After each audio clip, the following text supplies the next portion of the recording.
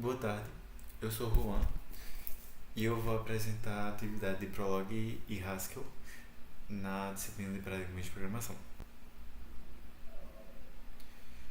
Foi dado a gente um código em Prolog e aí a gente tinha que fazer algumas alterações.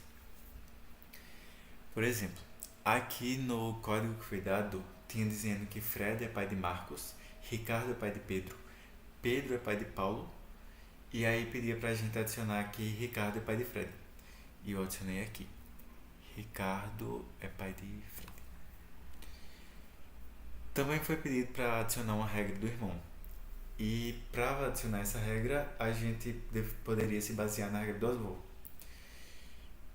A regra do avô diz que x é avô de y se os dois pontos e o traço significam sim. Se x for pai de z e z for pai de y. Na regra do irmão, diz que x é irmão de y se p for pai de x e p for pai de y, com x diferente de y. Também foi pedido para adicionar os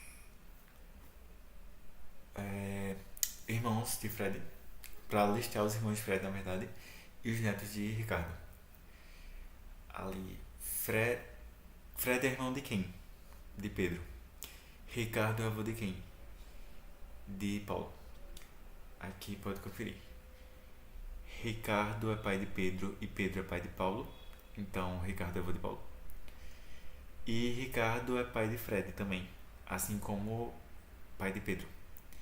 Então, Fred e Pedro são irmãos. Foi pedido para a gente adicionar algumas regras. Aqui, a primeira delas são os alunos de programação de paradigmas. E aqui, não sei se vai dar pra ver o zoom. Deixa eu dar o zoom por aqui. Aqui cursa, e aí o aluno e a disciplina. Por exemplo, Adriele cursa paradigmas.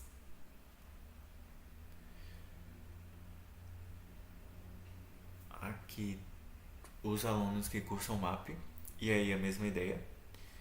Adriele cursa MAP. Aqui os alunos que cursam TEA. É a mesma ideia das outras anteriores. Cursa, aluno e disciplina. TEBD também é a mesma ideia. Cursa, aluno e disciplina. Foi pedido para mostrar as disciplinas obrigatórias e as seletivas. Primeiro as obrigatórias aqui, PP e MAP, e depois as eletivas, TEA e TEBD. E aqui quem leciona o quê? Qual professor leciona qual disciplina? André leciona PP e Luciana leciona MAP, Robson leciona TEA e Janderson leciona TEBD.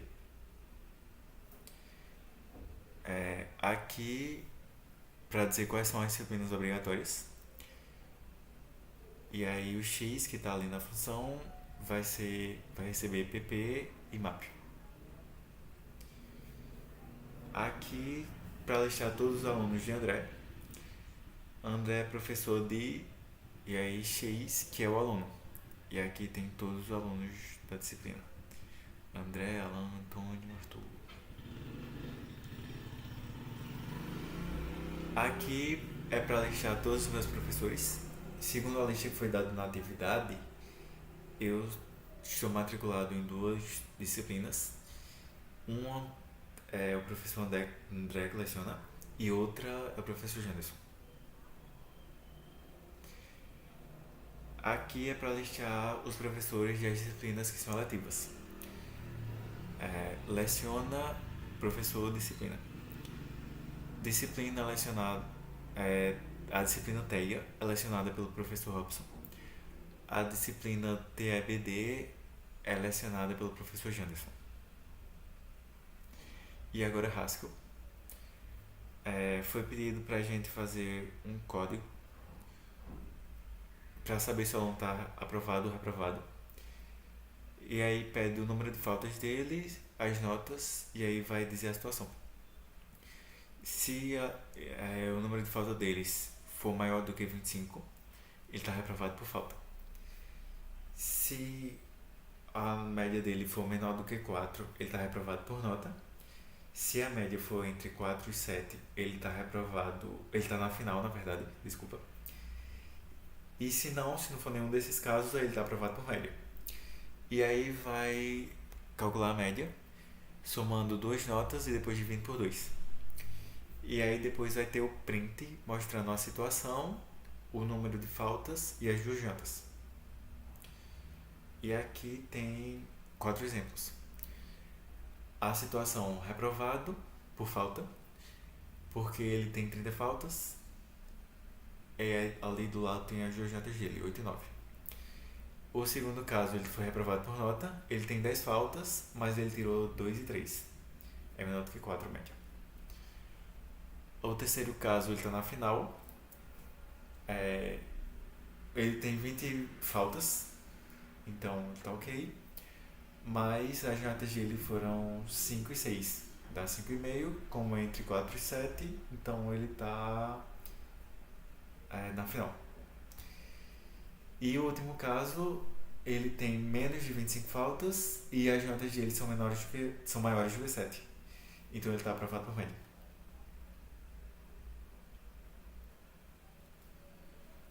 Aqui é um código em Haskell que foi pedido para ordenar aqui essa lista. Na verdade é para ordenar de forma decrescente os números pares. Então, primeiro ele vai procurar quais números são os pares e depois ele vai ordenar. Primeiro o número maior e por último o número menor. E a saída dessa lista, depois de ordenada de forma decrescente, é 8, 6, 4 e 2. Também foi pedido para fazer um algoritmo de ordenação, na verdade para comparar um algoritmo de ordenação imperativo e funcional em Python. Aqui está o imperativo, ele é maior, e aqui o funcional, o Python ele é bem pequeno. A partir dessa comparação foi pedido para dizer a legibilidade de cada um. A versão funcional possui uma maior legibilidade. Ela descreve diretamente, ela é mais direta, o código é mais curto. Ele é bem enxuto em comparação a imperativo. E ele tem menos detalhes de implementação. A versão imperativa, ela exige mais. Ela acompanha os índices. A versão funcional, ela é uma lista, enquanto a versão imperativa é um vetor. Na versão imperativa, ele vai criar a lista e aí ele vai comparar. Se o elemento for menor ou igual ao pivô, então ele vem para cá. Ele entra na lista dos menores. Se não, se ele for maior do que o pivô, ele vai entrar na lista dos maiores. É basicamente o se, o código. O imperativo, ele analisa mais coisas e aí ele vai analisar elemento por elemento do vetor. Aqui ele está analisando o elemento J.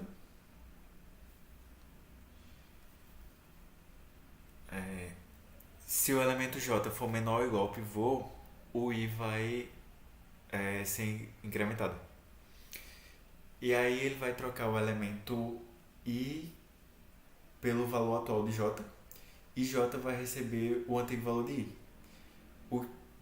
O valor que era de I vai ser o novo valor de J, e o novo valor de J, o novo valor de I vai ser o antigo valor de J, e o antigo valor de J vai ser o novo valor de I.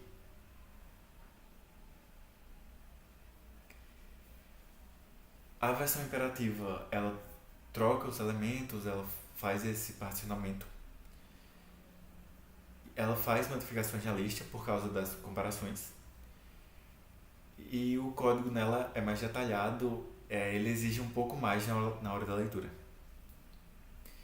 E a versão funcional, ela possui uma maior writability, ela utiliza recursão e listas, enquanto a versão imperativa usa o for e o vetor. A versão funcional implementa com poucas linhas, o código muito curto comparado ao imperativo, ele é maiorzinho. E a versão funcional possui uma menor probabilidade de erros em relação a índices e trocas. Porque vai ser basicamente, se for menor ou igual, ele vem pra cá, se for maior, ele vem pra cá. Não tem muita chance de erro porque só tem essas duas opções. A versão imperativa, ela possui uma chance maior de erro porque tem mais linhas de código e é preciso maior cuidado na hora da escrita por causa das comparações. Se a comparação for feita errado, pode dar problema no vetor final. O desempenho dela é melhor com listas e não usa recursão, é usado o for.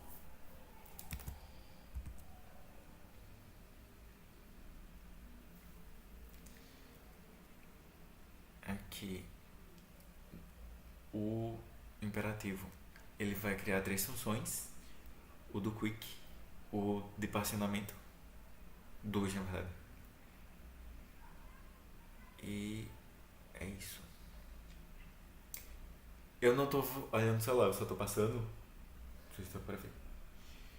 Porque eu não tava conseguindo gravar a tela. E aí eu tive que entrar com minha conta no celular. E aqui tá pelo Meet e tá passando slide.